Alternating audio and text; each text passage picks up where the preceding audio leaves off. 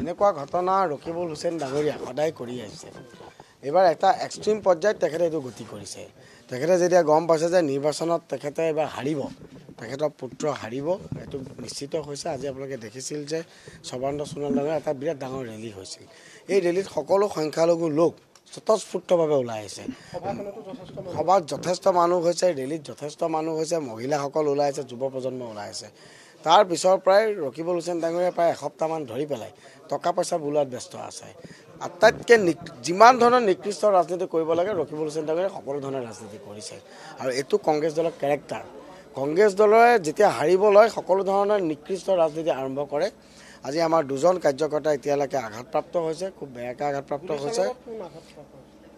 গুলি চালনাত আমাৰ নাম আশফাক আঘাতপ্ৰাপ্ত হৈছে। আমাৰ অজয় সিং, যিজনক ৰকিবুল হুছেইন ডাঙৰীয়াই আমি এটা কেছ দিম, বিহাৰীটো বুলি গালি পাইছিল, তেওঁক টাৰ্গেট কৰি পেলাই শিলগুটি মৰাইছে। এইটো ৰকিবুল হুছেইন জড়িত আছে। এইটো ৰকিবুল হুছেইন জড়িত আছে 100%।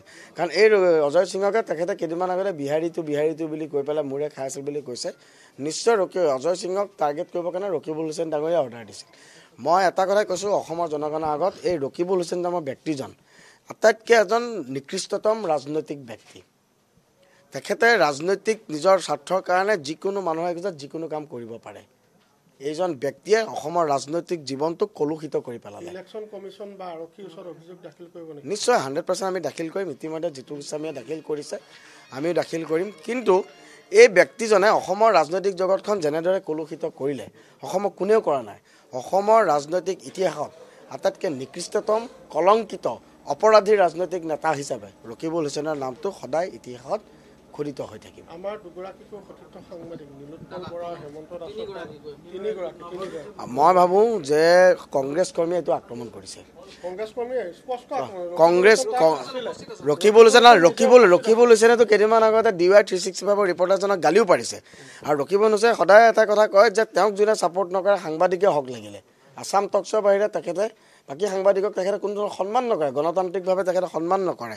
মই ভাবোঁ সংবাদ মাধ্যমে আমি গণতন্ত্ৰক যোৱা কেইদিনমান আগতে যেনেকৈ আমাৰ এটা সভাত অপ্ৰীতিকৰ পৰিস্থিতি উদ্ভৱ হৈছিল, লগে লগে পীযুষ হাজৰিকা ডাঙৰীয়া আহি পেলাই সেই ক্ষেত্ৰত এটা যথোচিত ব্যৱস্থা লৈছিলে। আমি কৈছিলোঁ অপৰাধীক উচিত শাস্তি দিব লাগে। কিন্তু আজি ৰকিবুল হুছেইন ডাঙৰীয়াই স্পষ্টভাৱে নিৰ্দেশ দিছে সাংবাদিকক আক্ৰমণ কৰিব লাগে। তেওঁ বহি আছে আৰু তেখেতক এজন ক্ৰিমিনেল মাইণ্ডছেটৰ মানুহে ইয়াতকৈ বেছি কি কৰিব পাৰে? এজন ক্ৰিমিনেল মাইণ্ডছেটৰ মানুহে, আৰু এই কংগ্ৰেছ দলটো এনেকুৱা লাহে লাহে এটা অপৰাধীৰ ৰম্যভূমিত পৰিণত হৈছে। আপুনি যদি মোৰতো সন্দেহ হৈছে, আপুনি যদি ৰকিবুল হুছেইন ডাঙৰীয়া গাড়ীৰো যদি চেক কৰে তাতো আপুনি অস্ত্ৰ শস্ত্ৰ পাব পাৰে। এইটো আমি আৰক্ষীক দাখিল গোটেইখিনি আমি দাখিল কৰিম। এতিয়া চাওক, আমি এটা খুব সুন্দৰভাৱে মাজতে যি কেইজনমানক আৰক্ষীয়ে উঠাইছিলে, লগে লগে ৰকিবুল হুছেইন ডাঙৰীয়াই প্ৰেছ মিট পাতিলে যে নিৰপৰাধীক উঠাইছে। কিন্তু সিহঁত যে ডকাইত আছিল, সিহঁতে গৰু চোৰ আছিল, অস্ত্ৰ ব্যৱসায় কৰা, এইটোতো আৰক্ষীৰ আগতে অভিযোগ আছিল। গতিকে আমি এটা কথাই অনুৰোধ জনাম যে ৰকিবুল হুছেইনৰ গাড়ীখনো চেক কৰিব লাগে।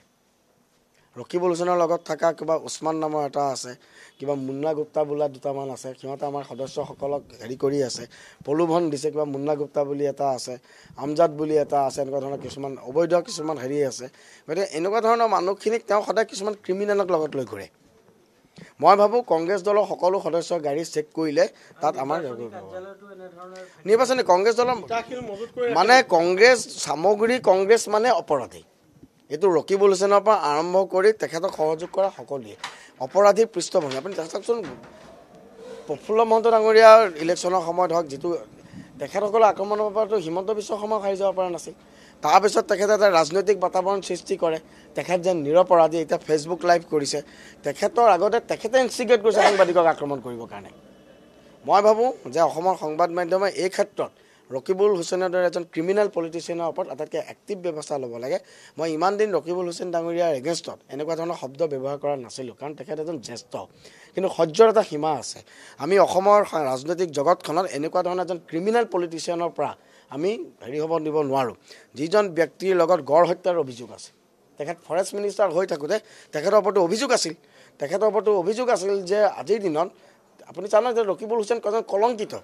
এইজন কলংকিত ব্যক্তিক মই ভাবোঁ অসমৰ সকলো ধৰণৰ জনগণে খুব সোনকালে তেখেতক মানে সামাজিকভাৱে বৰ্জন কৰিব লাগে।